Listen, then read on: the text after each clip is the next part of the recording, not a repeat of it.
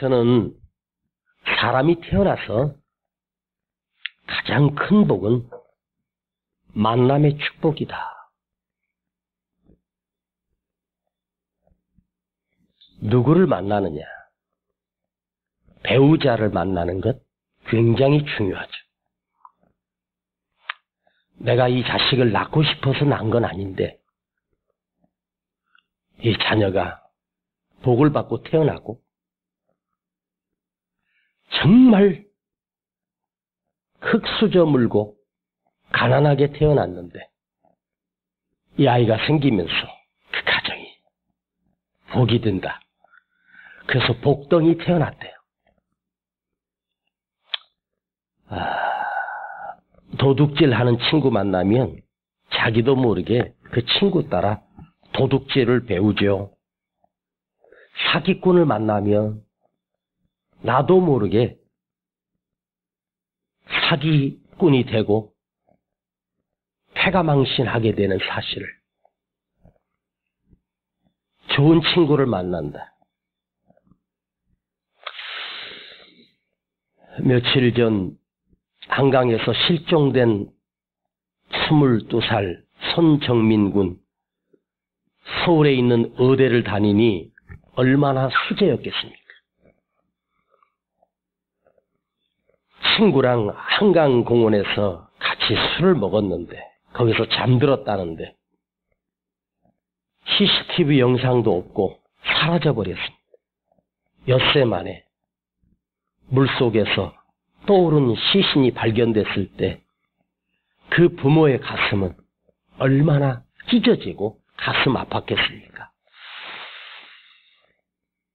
지금 모든 혐의는 그 친구 A군이라고 하는데 많은 의심점들이 발견됩니다. 왜 친구가 정민이의 핸드폰을 가지고 있고 자기 신발을 버렸을까? 또 핸드폰을 잃어버렸는데 단 한 번도 확인해 보지도 않고 새 폰으로 바꾸고 번호까지 바꿨다. 그러나 증거는 없습니다. 친구 만나서 그날 무슨 일이 있었는지 모르겠지만 좋은 친구를 만났다면 그런 참으로 가슴 아픈 일이 일어나지 않았을 것은 틀림이 없습니다. 이선희가 불렀던 노래인데 이렇게 수많은 사람들 중에 우리가 서로를 알아보고 우리가 서로 만나 서로 사랑하게 되고 자, 대한민국이라고 하는 전 세계에서 참으로 좁은 땅덩어리 남북으로 갈려진 이 대한민국 안에 5천만 명이 사는데 5천만 명 중에서 서로 만나 부부의 연을 맺었다 할 때 그야말로 그 확률은 5천만 대 1 아니겠습니까? 정말 우연히 만나서 부부가 됩니다. 그래서 성경은 부부가 됐다라고 할 때 하나님이 짝 지어주셨다 이렇게 말합니다.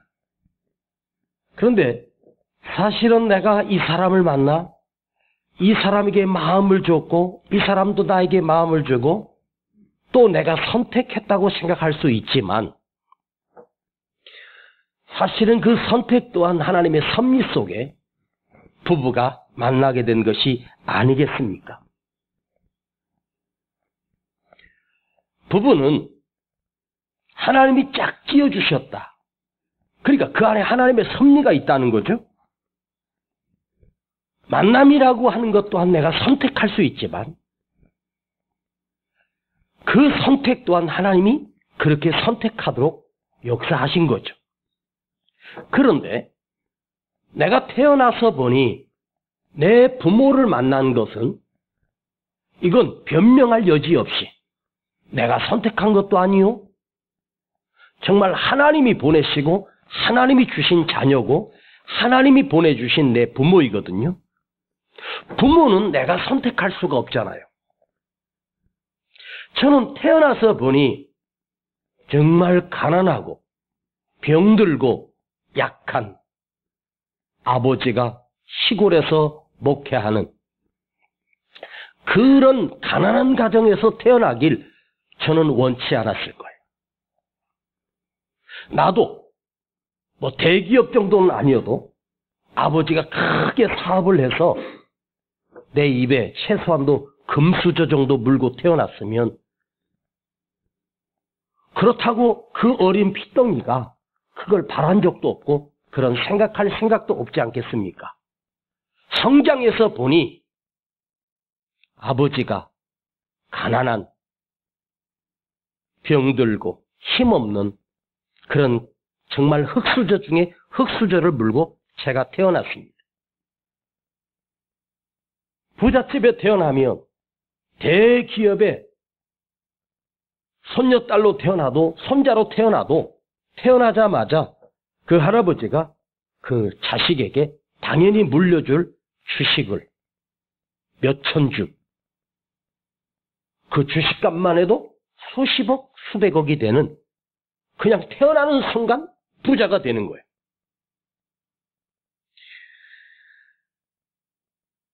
이야, 그러면 갖고 싶은 거 다 갖고 누릴 거 다 누릴 수 있다고 생각하지 않습니까? 그런데 그 부모는 내가 선택할 수 있는 게 아니에요. 내가 이런 아버지, 이런 엄마에게서 자식으로 태어났다. 어떻게 자식이 선택할 수 있으며 어떻게 부모가 그 자식을 선택할 수 있겠습니까? 그 부모를 통해서 태어나게 하신 섭리와 계획이 나도 모르는 내가 알지 못하는 하나님의 섭리가 하나님의 계획이 있었기에 내가 이런 부모를 만났고 이런 아버지 또 이런 자식을 내가 만난 거예요. 그러니까 여러분의 부모는 내가 선택하는 게 아니에요. 노 초이스예요. 선택이 없어요. 나에게 선택권이 없습니다. 이런 관계를 원칙적 관계다. 요지부동의 관계다. 좋은 부모를 만나든 가난한 부모를 만나든 좋은 자녀를 만나든 이건 절대로 누구에게 이의를 제기할 수가 없어. 자, 내가 마음에 안 든다고 내 부모를 바꿀 수 있겠습니까? 바꿔치기 할 수가 없어요. 응? 내가 마음에 안 든다고 내가 낳은 자식을 옆집 자식하고 바꿔치기 할 수 있겠습니까? 응? 어떻게 바꿔치기 하는 경우도 가끔 뉴스에 나오더라고요. 병원에서 바꿔치기 돼가지고 나중에 커서 보니 혈액형이 틀리고 DNA를 검사 보니까 99.9%가 내 부모가 아닌 거예요. 내 자식이라고 키웠는데 영 아닌 거예요. 나중에 커서 보니까 그 어렸을 때 산부인과에서 바뀐 거야 이게. 아, 그럴 수도 있겠죠. 그건 사람이 바꾼 게 아니죠. 하나님이 우리에게 주신 나의 부모, 하나님이 나에게 주신 내 자녀, 이것은 하나님의 섭리가 그 안에 숨겨져 있습니다. 자, 오늘은 간단하게 설교하겠습니다. 오늘 주신 말씀은 부모를 공경하라, 부모에게 순종하라. 이것이 사람에게 주시는 첫 계명이니 여기에 축복이 있고 여기에 하나님의 은총이 있다. 이 두 가지 말씀입니다. 이것이 옳으니라. 사랑하라가 아닙니다. 순종하라. 그 부모에게 순종하라. 또한 공경하라.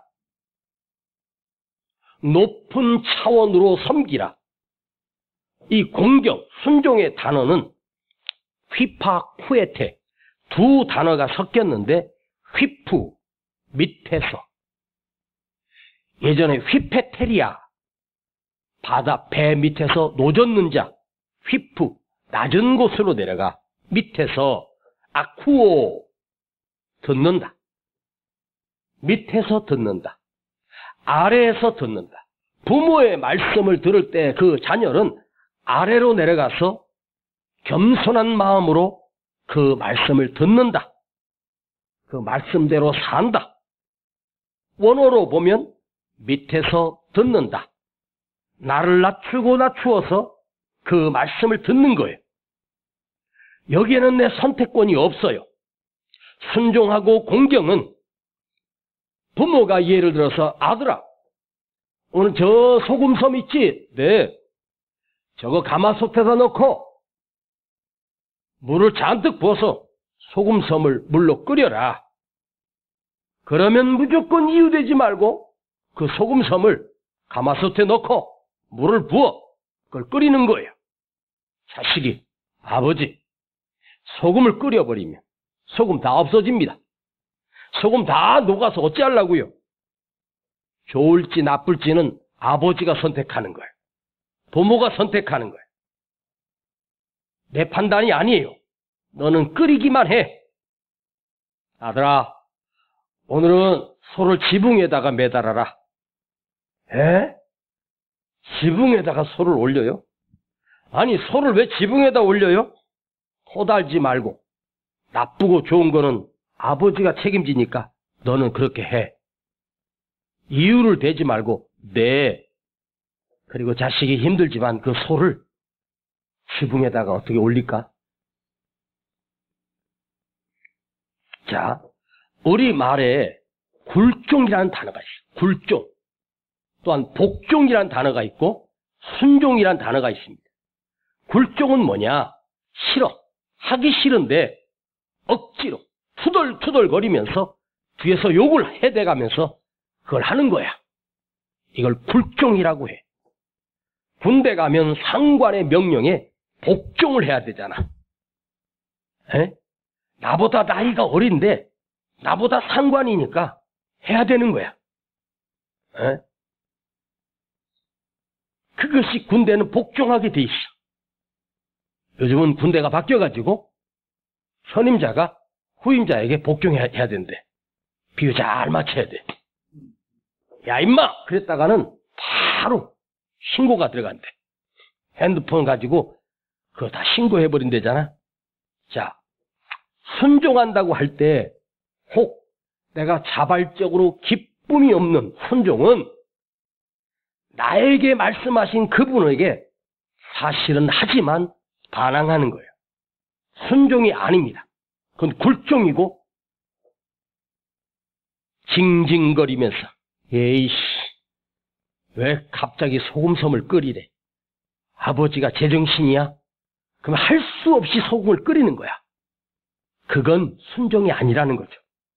아래에서 듣는 거예요. 아래에서 듣는 거예요. 말씀하옵소서. 제가 다 순종하겠습니다. 너 할 거야 말 거야. 징징거리다가 억지로 하는 거죠. 완도. 이제 너에게 시키지 않을 거야. 자, 순종에는요 반드시 자발성, 기쁨으로 하는 거예요. 기쁨이 없는 순종은 순종이 아니에요. 하기 싫은 걸 억지로 불평하면서 입이 툭 튀어나와가지고 하는 것은 순종 아니에요. 높이며 공경하는 마음으로 그 말씀에 따르고 그 말씀에 순종하는 거예요. 이 공경 안에는 그분의 명예를 인정하는 거죠. 그분의 높음을 인정하는 거예요. 나보다 30년을 더 사셨고 40년을 더 사셨던 내 부모, 그분에겐 연륜이 있어요. 인생의 경험이 있어요. 그래서 그 말씀이 나는 이해할 수 없지만 그분의 말씀은 무조건 옳은 거예요. 자, 공경이 뭐죠? 공경은 그분이 하시는 일, 그분이 하시는 말씀, 그분의 뜻이 자녀로서 그걸 자랑스럽게 여기는 거예요. 부모를 자랑스럽게 여기는 마음. 어머니, 아버지를 무시하고 요즘은 나이가 들면 자식들 눈치 보며 살잖아요. 응? 여러분, 우리 나이 드신 권사님 할머니들 보면 자식들이 와서 막 성질 부리고 코로나 때 왜 가서 예배 드리냐고. 그래서 벌벌벌 떨어요.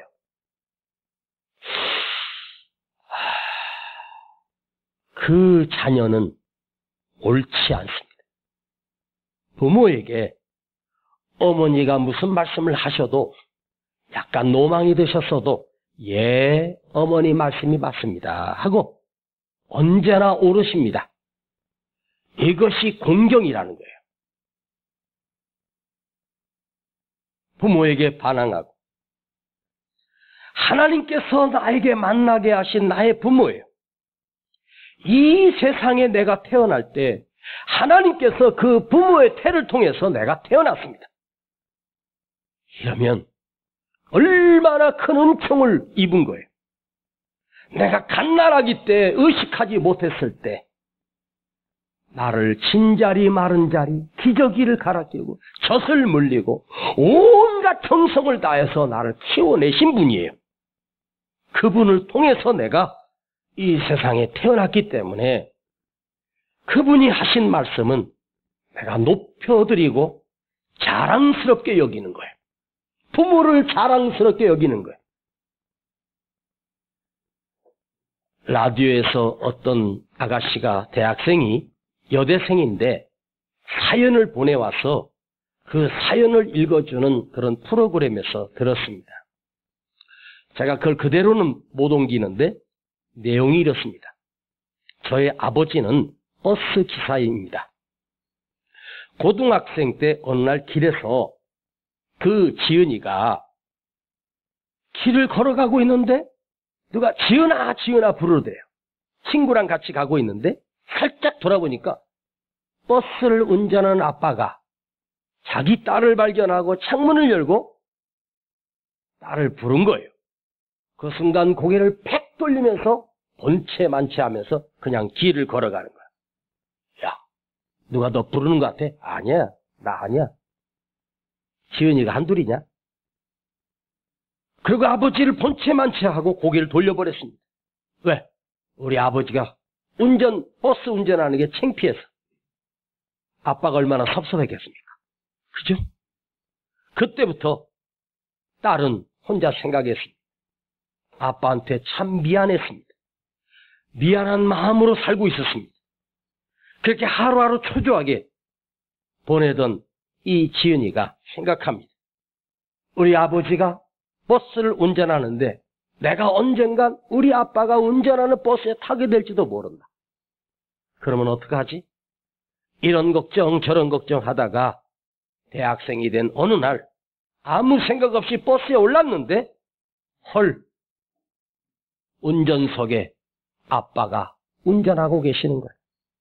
아무 말도 못하고 얼음이 돼서 서 있는데 그 아빠가 이렇게 말합니다. 학생, 위험하니까 저 뒤에 들어가서 앉지. 그러는 거예요. 아빠가. 학생, 위험한데 저 뒤에 가서 앉지. 그날 저녁에 집에 돌아온 딸은 누워서 자는 척합니다. 조금 있으면 퇴근하고 오실 아빠가 보기가 민망하고 미안하기도 하고 죄송합니다. 그때 아빠가 퇴근하고 집에 들어오셨어. 누워있는 지은이 방에 들어가 이렇게 말씀합니다. 지은아, 아빠가 미안하다. 너에게 자랑스러운 아빠가 되어주지 못해서 미안하다. 아빠가 너에게 자랑스러운 아빠가 되지 못해서 미안하구나. 그 말에 눈물이 흐릅니다. 그리고 지은이가 누워 계신 아빠 등에서 꼭 안고 아빠 미안해. 난 아빠가 자랑스러워. 이제 다시는 아빠를 창피하게 생각하지 않을 거야. 이렇게 지은이가 아빠 등에서 안고 말합니다. 이걸 편지를 써서 온 방송에, 라디오 방송에 다 내보내는 거예요. 여러분, 효도가 무엇입니까? 내가 성공해야만 효도일까?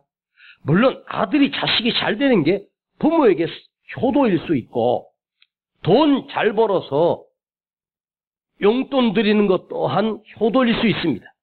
그러나 진짜 효도는 내 부모를 자랑스럽게 여기는 거예요. 그 부모가 무엇을 하든지 부모가 하시는 모든 일을 자랑스럽게 여기는 거예요.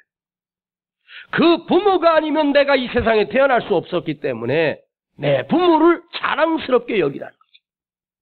귀하게 여겨야 돼. 오래전에 아버지가 소 팔고 돼지 팔고 시골에서 농사를 져가지고 자식 성공시키려고 서울로 대학을 보냈습니다. 방 하나 얻어서 자취하고 있는 그 아들, 엄마가 된장, 고추장, 멸치 볶아서 아들 좋아하는 코다리 묻혀서 김치 담아서 쏟아가지고 그 학교 대문 앞에서 몇 시간을 엄마가 기다렸지. 그 아이들이 수업이 끝나고 나오는데 그 자식을 기다리고 있는데 저기서 여자친구랑 손잡고 아들이 나오는 거예요. 그래서 그 엄마가 너무 반가워서 은세야 불렀대. 그러니까 이놈이 엄마를 발견하고 나서 그 시골에서 올라온 그 엄마가 얼마나 촌스럽겠어. 고개를 팩 돌린 여자친구가 자기야, 자기 이름 부르잖아. 누군데? 이 나쁜 놈이. 우리 집 식모야. 그걸 엄마가 들었습니다.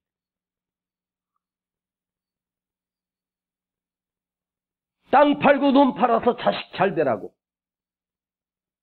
그 학비만 해도 그 생활비를 다 지원하며 뼈가 부서지도록 그 자식을 키워놨더니 우리 집 식모야. 내 부모를 자랑스럽게 여기지 못하고 부끄러워하는 자식이 성공하면 변호사가 되고 검사가 되고 장관이 되면 그게 무슨 의미가 있겠습니까? 참 신기한 건 있잖아요. 불효하지 않습니까? 내가 자식을 낳으면 그 새끼들도 나한테 불효합니다. 유전이 돼요. 똑같이 받아요. 미국의 16대 대통령 링컨 대통령이 참 훌륭한 대통령입니다. 그는 예수를 잘 믿는 기도하는 대통령이었습니다. 그가 정말 흙수저를 물고 태어나서 가난하게 살다가 어찌어찌해서 대통령 자리까지 올랐습니다. 근데 상원에서 그를 반대하는 세력들이 무슨 회의만 하면 결정적인 말 한마디랍니다. 대통령, 당신 아버지 옛날에 구두 수성공이었잖아. 그 많은 상연들과 TV로 중계되고 있는데 대통령에게 당신 아버지가 구두 수성공이었잖소. 뭐 구두 수성공 자식이 대통령 어떻게 돼가지고 고집을 부리냐고 이렇게 말합니다. 보통 사람 같으면 얼굴이 빨개져서 난리가 날 텐데 껄껄껄 웃으면서 링컨이 이렇게 말합니다. 고맙소. 그러잖아도 잊어버렸는데 우리 아버지 기억나게 해줘서 고맙소.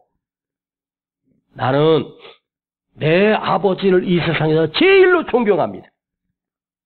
나는 우리 아버지가 자랑스럽습니다. 평생 구두를 고쳐가며 나를 공부시키고 나를 이렇게 미국의 대통령으로 만드신 분입니다. 내가 등 뒤에서 아버지 구두 수선하는 거 배우고 많이 내가 보고 자랐는데 보시오. 상의원, 당신 그 구두 고장나면 나에게 가져오시오. 내가 고쳐드릴게. 그래버렸네. 그러니까 그 의원이 어쩔 줄을 모르는 거예요. 여러분 부모가 농사를 짓든 가난하게 살든 그걸 귀하게 여기는 거고 존경하고 높여드리는 것, 이게 효도란 말이에요. 직업이 무엇이든 상관없어. 무슨 일을 하든 그걸 자랑스럽게 여겨야 돼. 그 일을 해가면서 나를 키워내신 분이에요. 아빠가 직장에서 일하고 밤에 늦게 가면 아이들은 자고 있지 않습니까? 응? 저는 밤늦게 집회 갔다 오면 애들 자는 방에 들어가서 애들 얼굴 부비고 아빠 왔어, 아빠 왔어.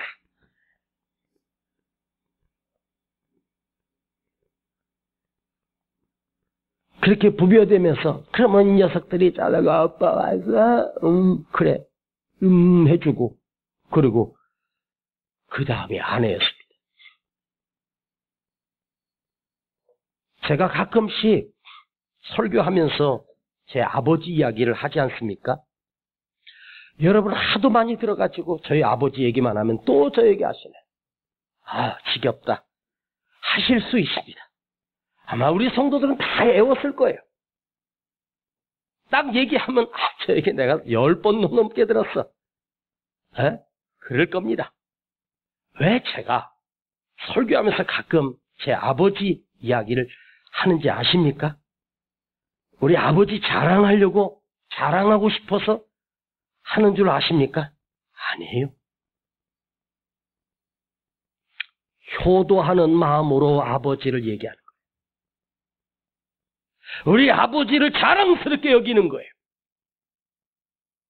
제가 효도할 수 있을 때 아버지는 이 땅에 안 계셨기 때문에 저희 아버지 하늘나라 가셨지만 지금이라도 아버지에게 효도하고 싶어서 저희 아버지 얘기하고 어머니 얘기하는 거예요. 응? 서울에서 목회할 때 어버이 주일이 되면 저희 어머니는 제일 좋아하시지. 어머니 얘기를 가끔 했거든요. 그럼 막 신나하십니다. 응? 부모님에 대한 간증을 얘기하면 저희 어머니 좋아가지고 막 응? 끝나고서 또 그 얘기 이렇게 또 자세히 또 하십니다.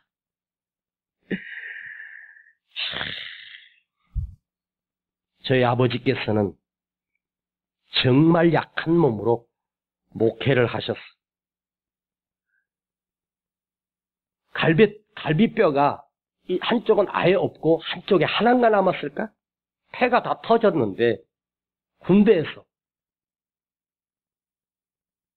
그래가지고 죽었다고 찾아오라고 했는데 그땐 냉동실이 없지 않습니까? 갔더니 살아있더래. 세상에 수술을 하고 터졌는데 수술하고 그 안에다가 가위하고 꺼지를 같이 넣고 그냥 봉해버려서 살 희망이 없다고. 그게 꺼져하고 가위가 썩어가지고 살로 파고 나왔어요. 그게 이쪽 옆구리로 나온 거예요. 거기 구멍이 이만한 게 2개가 뚫렸어요. 거기로 패서 그 고름들이 나오는데 그걸 매일매일 소독하고 솜으로 막아야 숨을 쉬어요. 그러니까 의학적으로는 살 수 있는 사람이 아니에요. 그러니까 살점 하나가 없어. 뼈하고 가죽밖에 없어. 어느 날 집에 체중계가 들어와서 아버지 체중을 쟀는데 38kg 나갔어. 남자 체중이 38kg면 말 다 한 거죠. 제가 한번 아버지를 병원에 가면서 이렇게 청년 때 한번 이렇게 안았는데 세상에 새털처럼 가벼운 거야. 빼빼 마르신 분. 그런데 저희 어머니가 한 번씩 부부싸움 할 때, 제가 어렸을 때 그 부부싸움 하는 걸 보지 않습니까? 저희 어머니가 화가 나면 당신은 병 들어가지고 한 번이라도 돈 벌어가지고 내 손에다가 봉투를 져준 적이 있냐고 막 땅바닥을 치면서 평생 간호한다고 병수발하고 이제는 지겹다고 막 그런 얘기를 하면 아버지가 앉으셔서 아무 말도 못하고 그 이야기를 다 듣고 계시는 거예요. 내가 그 아버지의 눈빛을 봤어. 당신이 병들어서 목회도 제대로 못하지. 어디가 나가서 돈 벌 수 있는 힘도 없지. 늘 누워서 계시고. 그때 그 아버지의 눈빛에서 그 자괴감을 느낀가? 실망감을 느꼈을까? 자식들을 키워낼 수 있는 능력이 없는 당신이 스스로 얼마나 가슴 아팠을까. 제가 그 아버지의 눈빛을 보았어요. 어렸을 때지만 지금 성장해서 보니까 그 아버지의 그 눈빛을 제가 이해할 수 있습니다. 스스로 비참하셨을 거예요. 여러분, 하나님이 주신 계명이 있습니다. 1계명에서 4계명까지는 하나님을 위한 계명이고 사람에게 주신 계명은 6가지인데 사람을 위한 첫 번째 계명이 바로 5번째 계명입니다. 인간을 향한 하나님이 주신 첫 번째 계명이 약속 있는 계명이니 약속의 계명, 내 부모를 공경하라. 부모를 공경하라. 약속 있는 첫 계명이니 이 약속이 뭘까? 하나님이 그 자녀에게 주실 축복의 약속이에요. 부모를 공경하라. 네가 땅에서 잘되고 장수할 것이며 엄격하게 말씀드립니다. 여러분, 목사님도 여러분에게 부모입니다. 스승이요. 영적으로 하나님의 말씀으로 가르치는 부모입니다.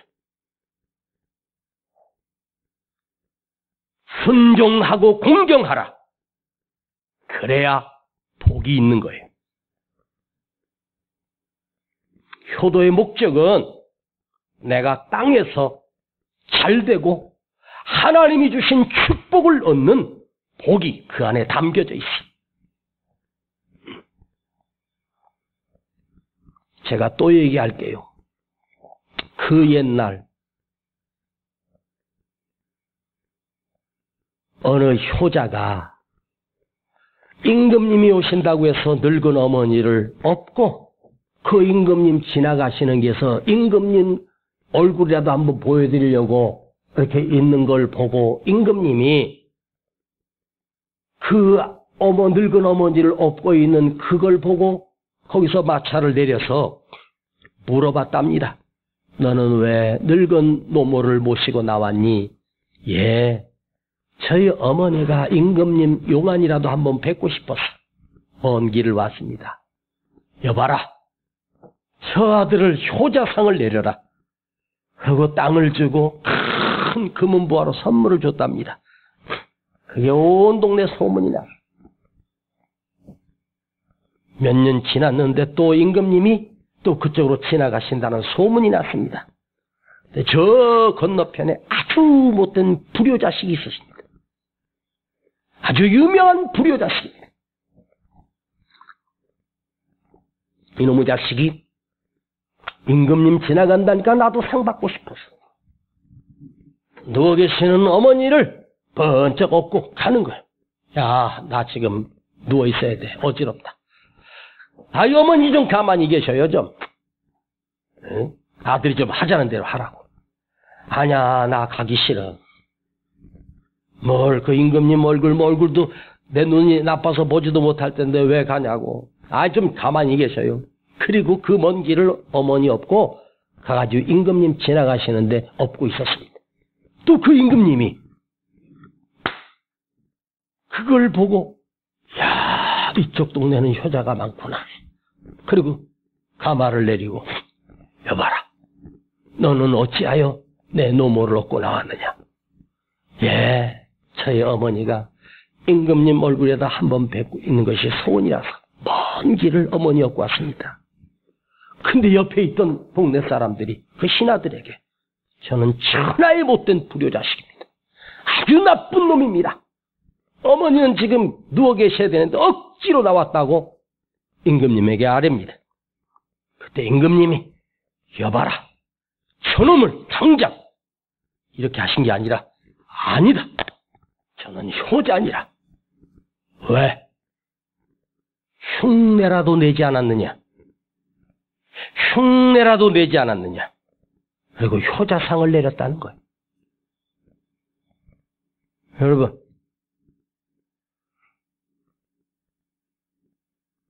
흉내라도 좀 내세요. 너가 이렇게 해서 했다면 흉내라도 내세요. 그 상을 받은 그 불효자식이 그때부터 깨닫고 흉내라도 내는 거야. 그게 효예요. 정말 마음에서 우러나와서 한다는 건 쉽지 않아요. 흉내라도 내. 왜 우리 자식들도 컸다고 엄마, 아빠한테 막 잔소리해. 제가 이놈의 자식들 어디 엄마, 아빠한테 잔소리를 하고 막 이렇게 안 했네, 저렇게 하네. 야, 그래도 아빠가 아직 힘이 좀 남아있으니까 그렇지, 힘 밀어봐. 이제 올라탈 것 같아.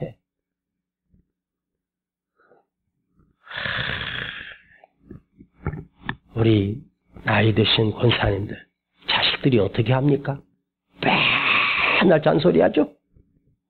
어쩌고 저쩌고. 그러면 저한테 전화하세요. 목사님이 혼내대.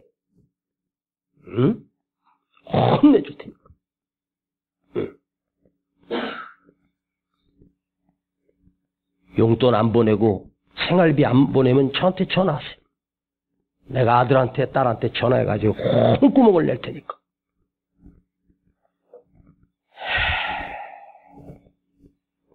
자, 품모를 공경하는 것. 네가 이 땅에서 장수하고 잘되리라. 땅에서 무슨 일을 하든지 그 자녀가 형통하게 되는 약속 있는 첫 계명입니다. 약속 있는 첫 계명. 아셨습니까? 응? 미국의 어느 대학교 교수가 설문조사를 했는데,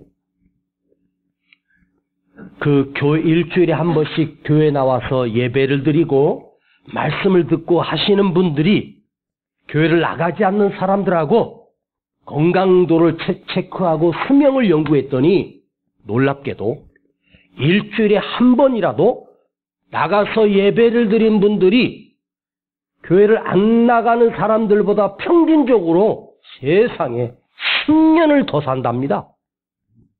네. 수만 명을 조사했는데 교회 나가서 예배 드린 분이 10년 더 산대네. 여러분들은 복 받았습니다. 남들보다 최소한 10년을 더 살아. 에? 그리고 수요 예배, 금요 예배 나오신 분들은 20년에서 30년을 더 사셔. 왜? 지금 비 오는 거야? 밖에 비 와? 그 밖에 비 오나 한번 봐봐. 대수씨, 거기 밖에 비 오나 봐봐. 안 와? 안 와? 비 오서 많이 하니? 응. 예배 잘 드리면 20년, 30년을 장수해. 자, 그것만이 아니라 나와서 하나님께 예배 드리고 말씀을 들으면, 자, 하나님께 우리가 드려지는 순종이 되고 하나님께 효도하는 거예요. 하나님을 아버지라고 부르잖아. 그럼 네가 땅에서 잘 되고 장수하리라. 약속 있는 첫 계명이야. 아셨습니까? 하나님이 지켜주신대. 하나님이 복을 주신대. 아멘.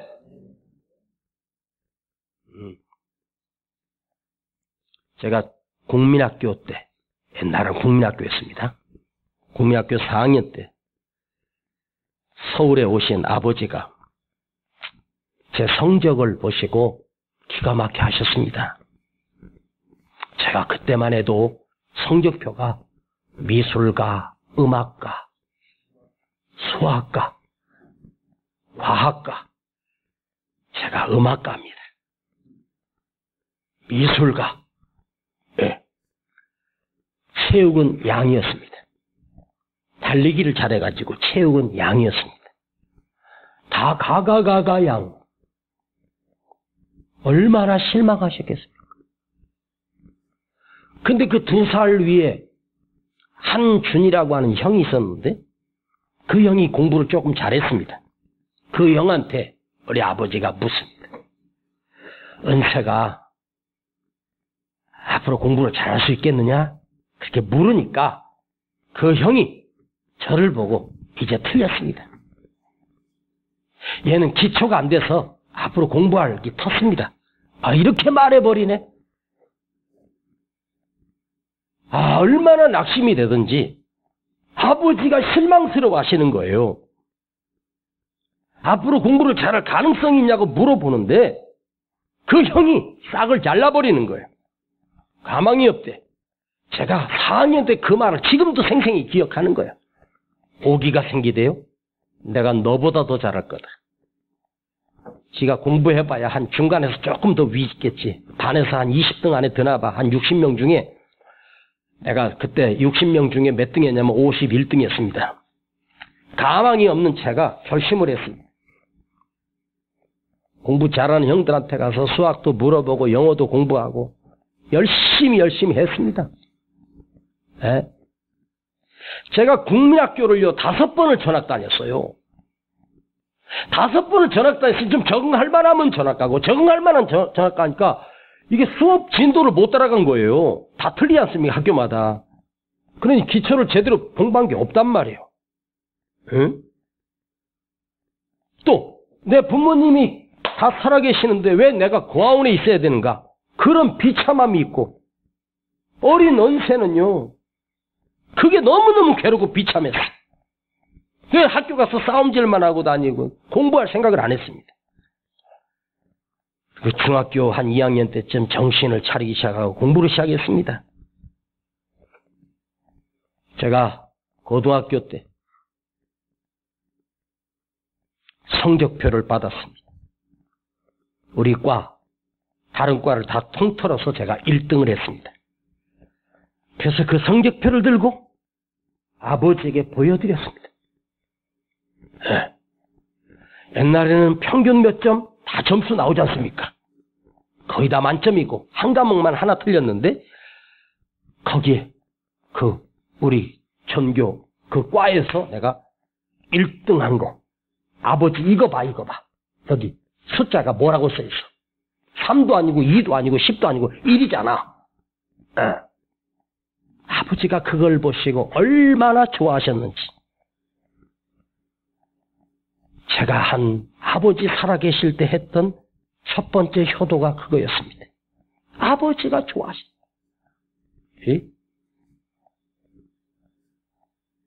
이은세 목사에게 대한민국에서 제일 존경하는 목사님이 누구냐고 물어보면 저는 이원로 목사님, 저의 친부, 저의 아버지입니다. 우리 아버지는 예수님처럼 사셨습니다. 정말로 진실하고 거룩하게 사셨습니다. 땅 한 평도 저에게 물려주지 않았습니다. 할아버지가 저희 아버지 몫으로 물려준 것도 큰아버지 자식들이 다 나눠 가졌습니다. 그러나 저는 아버지로부터 신앙의 유산을 물려받았습니다. 믿음의 말씀을 유산으로 물려받았습니다. 제 나이 25 군대에서 제대하기 일주일 전에 아버지는 하늘나라 가셨습니다. 그때 목회하던 그 교회에서도 쫓겨났습니다. 제 삶이 막막했습니다. 그러나 제 안에 믿음이 있었습니다.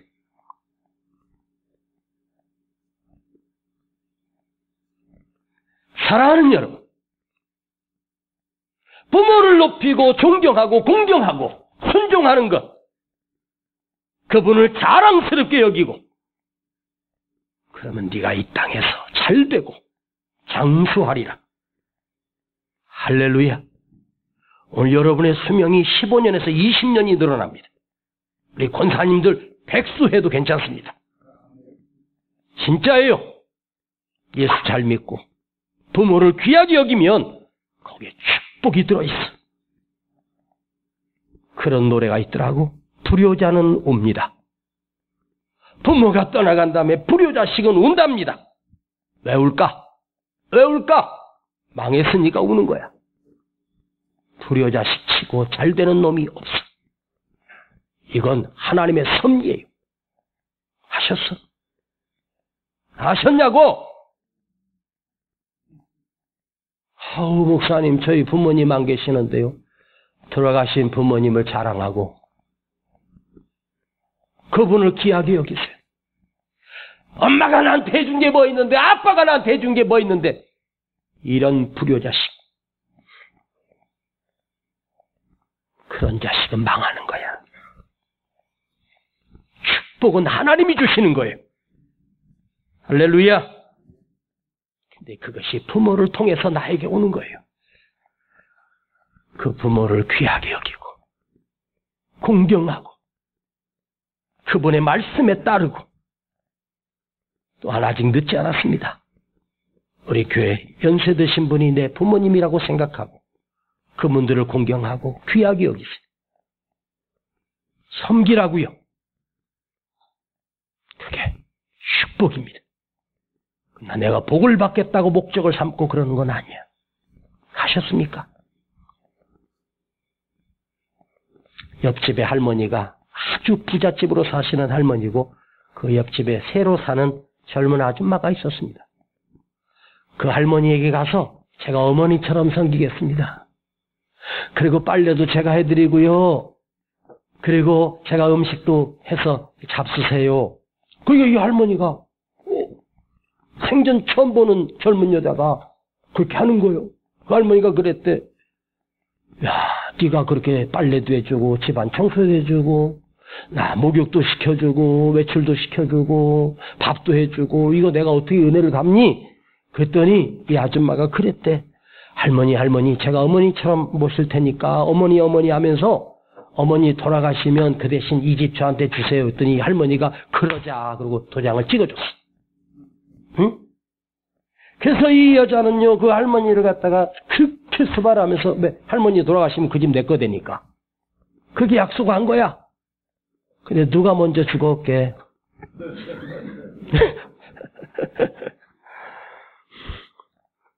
그 아줌마가 먼저 갔어. 20년을 그렇게 했는데 60 전에 갔어요. 인생이랑 복 받으려고 하는 게 아니야. 여러분, 부모를 공경하세요. 높이세요. 자랑하세요. 이것이 하나님이 우리에게 준 첫 계명이고 약속 있는 계명이고 거기에 복이 있고 건강이 있고 장수가 있어요. 기도합니다. 아버지 하나님 감사합니다. 어버이 주일 예배를 통해서 내 부모를 생각하고 또한 내가 불효했던 것을 회개하며 그 부모를 높이고 공경하고 순종하는 믿음의 자녀로 우리가 변화되기를 원합니다. 아버지 하나님 감사합니다. 이 말씀을 듣는 우리 성도들이 참으로 하나님의 명령에 따라 부모를 공경하고 순종하며 효도하는 우리 모두가 되게 하여 주시옵소서. 예수님의 이름으로 간절히 기도하옵나이다. 아멘. 나 실제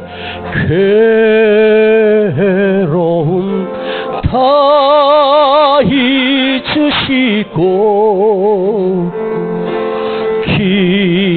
기르실 제 밤낮으로 애쓰는 마음 진 자리 마른 자리 가라앉히시며 손발이 다닳도록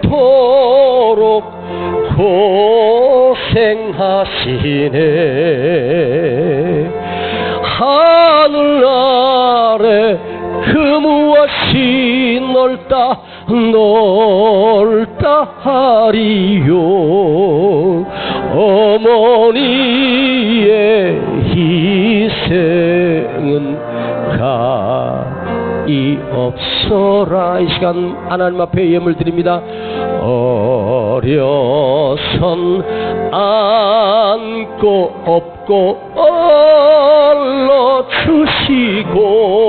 얼러주시고 자라서는 문기되어 기다리는 맘 알을 사 그릇 뺄사 자식 생각에 부시던 이마엔 주름이 가득 땅 위에 그 무엇이 높단노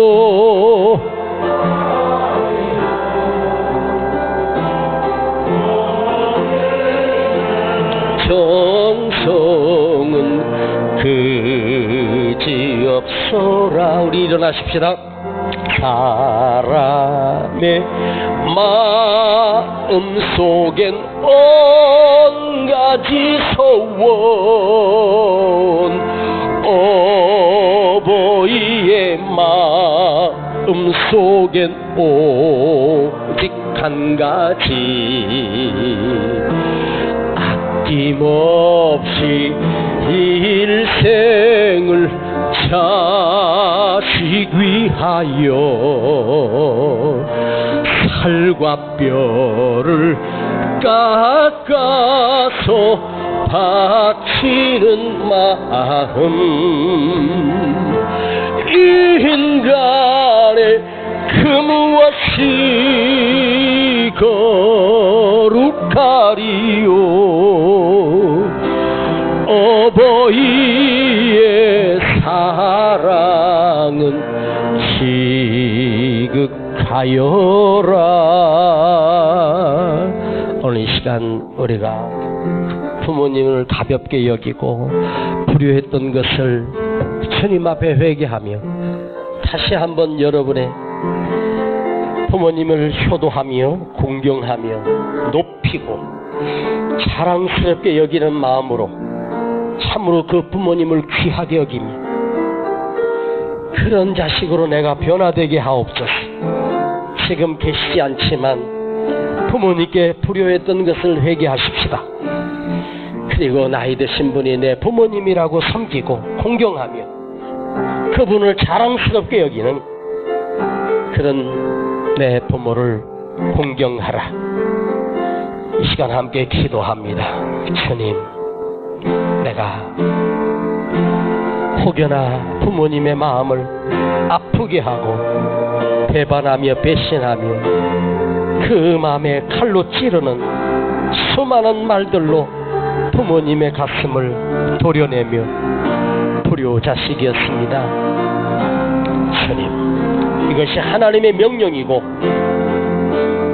나를 기르시고 낳으시고 참으로 뼈를 깎아서 살을 깎아서 내가 잘되기를 바랬던 내 어머니의 그 사랑 내가 조금이라도 갚을 수 있게 하시고 조금이라도 효를 할 수 있도록 주님, 오늘 내가 불효자식이었음을 회개합니다.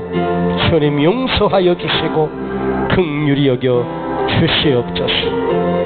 아버지, 이것이 하나님이 원하시는 거룩한 뜻임을 기억하게 하시고 이 명령에 순종하기를 원합니다. 아버지, 감사합니다. 여기 예물 드립니다. 주님, 받으시고 흠양하여 주시고 우리 가정에 복을 내려주시며 저들이 나의 부모를 하나님이 주신 귀한 부모임을 알고 생명처럼 따르며 하나님의 말씀처럼 순종하게 하시고 또한 그분을 자랑하는 그런 자녀가 되게 하여 주시옵소서. 지금은 우리 구주 예수 그리스도의 은혜와 아버지 하나님의 놀라우신 사랑하심과 성령님의 감화감동 충만 내재교통하심이 오늘 부모에게 효도하라고 하는 그 말씀을 가슴에 새기며 그렇게 결단하고 돌아가는 우리 모든 성도들 머리에 이제로부터 영원토록 함께 계실지어다. 아멘.